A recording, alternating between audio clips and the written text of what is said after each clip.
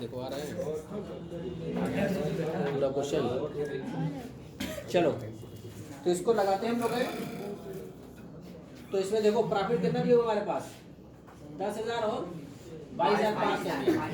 ठीक है, पहले 10,000 थी, अब कितना दिया हुआ है 22,500। अब इसमें हम लोग निकालना पड़ेगा प्रॉफिट बिफोर टैक्स। तो यहाँ पर वर्किंग करेंगे हम लोग, यही पर कर लेते हैं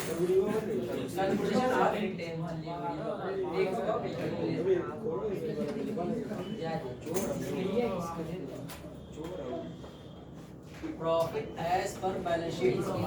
हाँ जी, 31 मार्च सन 2021 को प्रॉफिट दो कितनी दी हमारे पास?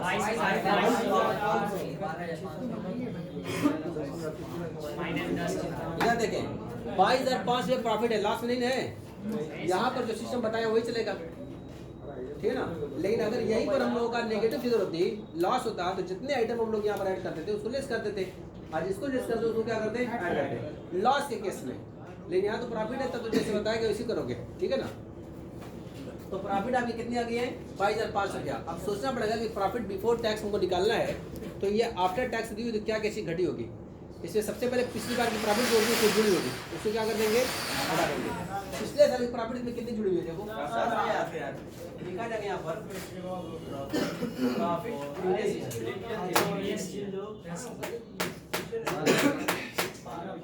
12,500 रुपया। अब उसके बाद इसमें जितना भी रिजर्व बनाया गया होगा या टैक्स दिया गया होगा, प्रपोज डिविडेंड होगा, वो सब चीजें घट चुकी होंगी, तो क्या कर देंगे जोड़ देंगे। तो पहले उन सब आइटमों को जोड़, देखो क्या क्या दिया हुआ इसमें। देखो शॉर्ट टर्म प्रोविजन लिखा हुआ है प्रोविजन फॉर टैक्स, तो इससे पहले कितने का था 16,000 का, इस बार कितने का है 20,000 का। तो इसमें दिखाया क्या रहेगा प्रोविजन फॉर टैक्स के लिए और प्रपोज डिविडेंड के लिए, दोनों के लिए अलग अलग सिस्टम बताया गया था, बाकी सबका अलग सिस्टम था।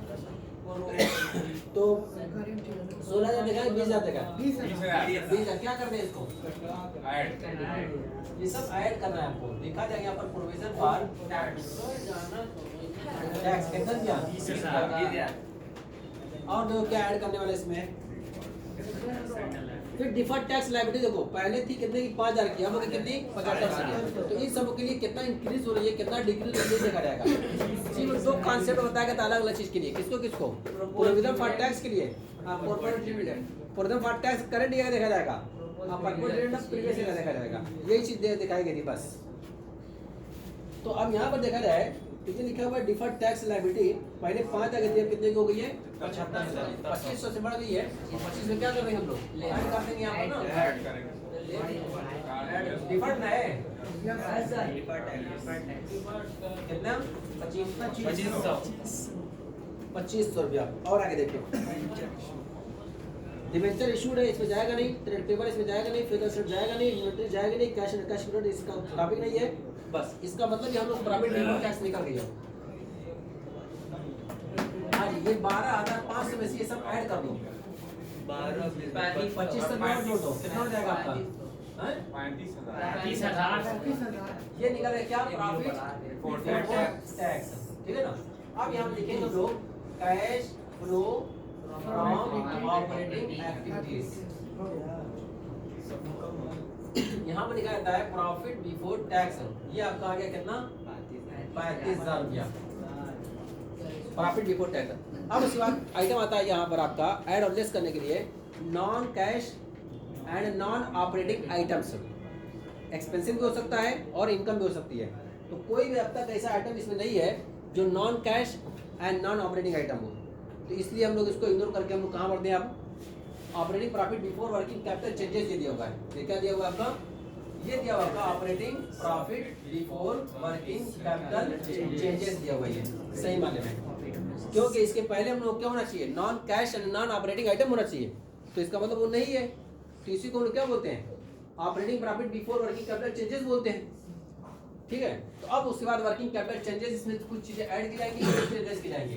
तो इसमें आपको देखना है करंट असेट्स और करंट लायबिलिटीज। तो फिर से देखो एक तरफ से डिबेंचर इशू लिखा जाएगा नहीं, ट्रेड पेबल आपका आता है करंट लायबिलिटीज में है, तो ट्रेड पेबल देखो कितने का दिया हुआ है, ट्रेड पेबल कितने का है ना 24,500 पिछली बार, इस बार कितने का हो गया? 17,500। ट्रेड पेपर घट रहा है, ट्रेड पेपर घटते हैं तो घटाया जाता है, लायबिलिटी है। लिखा जाएगा यहाँ पर डिक्रीज इन ट्रेड पेपर। कितने रुपये का डिफरेंट है? 6,500। चलो 6,500 रुपये का। उसके बाद फिक्स एसेट्स आता है, इसमें जाएगा क्या? नहीं जाएगा। इन्वेंट्री, इन्वेंट्री कितनी पहले थी? 15,000। अब कितनी की हो गई है? 22,500। तो करंट एसेट्स हमारे पास बढ़ रही है। पहले कितनी थी? पहले 15 थी, अब कितनी हो गई? 22,500 बढ़ रही है। तो जब करंट एसेट्स बढ़ती है तो बढ़ाते हैं क्या? बढ़ाते हैं इसको भी। तो इसको लिखा जाएगा इंक्रीज इन, इसमें इन्वेंट्री में यस सर। 7,500 रुपया।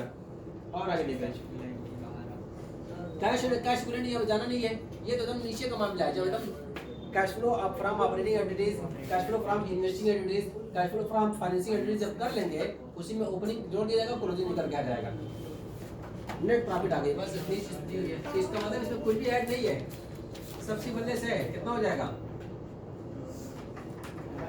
35,000 में 14,000 लेस कर दो, कितना हो जाएगा? हाँ लेस करो। 21,000। ये जो हमारे पास लिखा जाएगा cash flow from operating activities है ये। इसी को हम लोग क्या बोलेंगे? Cash generated from operating activities. जैसे वो cash flow from operating activities हो गए, ठीक है ना? चलो इसको नोट करो फटाफट। चलो इतना कंप्लीट क्वेश्चन नहीं है ये। Cash flow from operating activities इतना ही है, ठीक है ना? 5,000 तुम लोग ऐसा दिया हुआ है, लेकिन cash flow from operating activities इतना ही है। बाकी जो फाइनेंसिंग में जो दिया हुआ है पूरा कंप्लीट लगाया तब आएगा। नोट कर लो इसको।